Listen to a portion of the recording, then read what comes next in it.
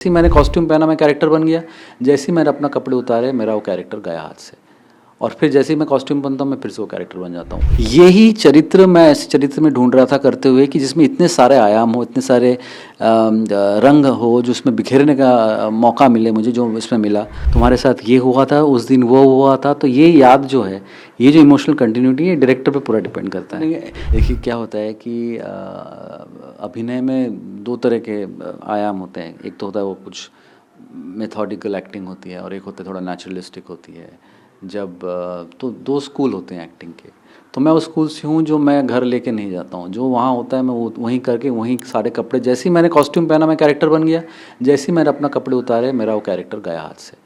और फिर जैसे ही मैं कॉस्ट्यूम बनता हूँ मैं फिर से वो कैरेक्टर बन जाता हूँ। उसके बाद मैं घर जाके ना तैयारी करता हूँ ना सोचता हूँ कि कल क्या होगा। उसकी एक रात को लाइन रीडिंग करता हूँ अपने साथ बैठ के, लेकिन उसको मैं दिन भर अपने दिनचर्या में नहीं आने देता उसको। मैं I don't let it affect me.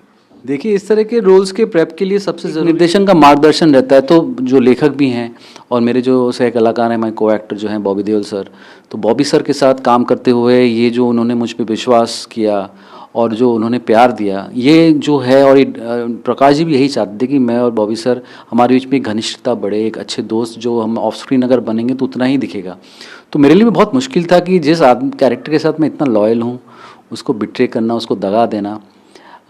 लेकिन it's all drama, it's all fiction, so it's all good. जब आप एक किरदार से डील करते हो एज एन एक्टर, और आप जनरली OTT शोज़ में, जैसे इस शो में आश्रम में भोपा, मैंने बहुत दिनों से इस कैरेक्टर को जिया है पिछले 3 सीज़न में, तो मुझे इसकी थोड़ी सी बारीकियों के बारे में अंदर से पता था कि किस तरह से इसको ट्रीट किया जाए, किस तरह से इसको तैयार किया जाए, किस तरह से इसको परोसा जाए ऑडियंस के सामने, ताकि उसमें वो चटपटापन है, जो एक खूंखार जो है, एक यार जो है। तो अगर आप देखेंगे कि इस कैरेक्टर के जो सारे आयाम हैं वो ऑडियंस को बहुत पसंद आए अब तक, कि वो खूंखार है, वो बहुत अच्छा दोस्त है। इतने सारे मीम्स बने कि दोस्ती वाले मीम्स बने। और इस बार क्या हुआ कि भोपा को प्यार हो गया। तो जब वो भोपा को प्यार हो गया तो ये ऑडियंस को एक बहुत बड़ा सरप्राइज़ था उनके लिए, और वो थोड़ी सी अचरज में पड़ गई कि ये भोपा के साथ क्या हो गया। और फिर उसके साथ शुद्धिकरण भी हो जाता है और फिर वो बाबा को दगा भी देता है।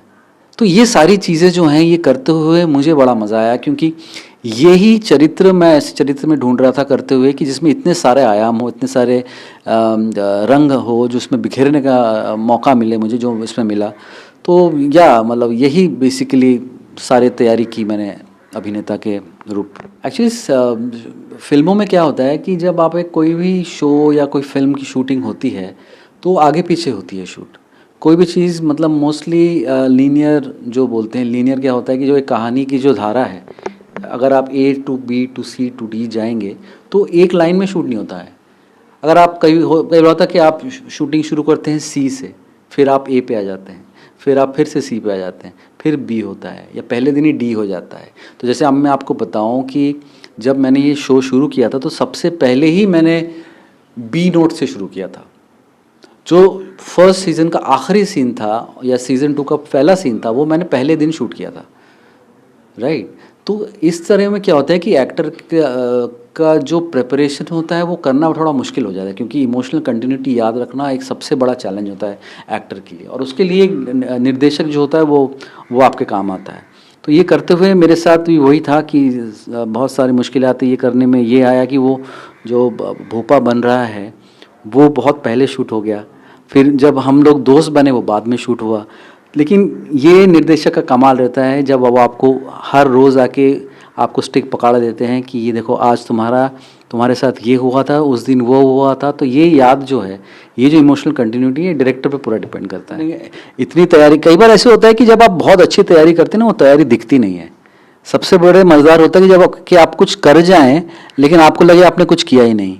भोपा वो रोल है जब मुझे लगा कि मैंने किया है लेकिन मुझे लगा कि मैंने कुछ किया ही नहीं, क्योंकि बॉबी सर के साथ इतना समय मैंने ऑफ स्क्रीन भी बिताया, जो हमारे निर्देशक भी चाहते थे प्रकाश जी, और वो हमारी जो दोस्ती जो गहरी होती गई ऑफ स्क्रीन। तो हम लोग सेट पे, अगर हमारे सीन हो ना हो, हम लोग सेट पे दिन भर बैठे बतियाते रहते थे, गप्पे मारते थे, चाय पी रहे हैं, साथ में लंच कर रहे हैं, घी भात खा रहे हैं। मुझे घी भात खाने का बड़ा शौक है, तो मैं उनको भी मेरे हिस्से का थोड़ा घी देता था, वो घी भात खाते थे मेरे साथ। तो ये जो छोटी छोटी चीज़ें हम लोग शेयर करते थे, खाना शेयर करना, चाय शेयर करना, एक साथ शूट से होटल वापस जाना, कई बार उनका शूट पहले हो जाता था तो वो वेट करते थे मेरा कि मैं उनके साथ गाड़ी में आऊँ, कई बार मेरा शूट पहले हो जाता था, उनका सीन चल रहा था तो मैं वेट करता था कि चलो साथ में जाएंगे। तो ये सारी छोटी छोटी चीज़ें ना यही किरदार में दिखता है और वही हुआ आश्रम में। हाँ, इस शो में ऐसे बहुत सारी चीज़ें हुई जो हम लोगों ने इम्प्रोवाइज़ की। जैसे बॉबी सर मुझसे हमेशा एक कंप्लेन करते हैं कि जो उन्होंने एक प्रेस कॉन्फ्रेंस में कहा था कि कई बार जब स्क्रिप्ट होता है तो मैं कई बार लाइन ऊपर नीचे कर देता हूँ। तो उनको शुरू में बड़ी दिक्कत होती थी, फिर बाद में उनको लगा कि ये तो बदलने नहीं वाला है, कि फिर वो भी समझ लगे कि मेरा जो काम करने का तरीका है जहाँ पे मैं सीन को जो है अंदर ले लेता हूँ, I try to take it in. तो मैं वो लाइन को ऊपर नीचे करके कई बार बोलता हूँ एज ए कॉन्वर्सेशनल। तो ये सारी चीज़ों में मुझे काफ़ी इम्प्रोवाइज़ किया, जो प्रकाश जी ने जो करने भी दिया, ऐसे बहुत सीन है ऐसे।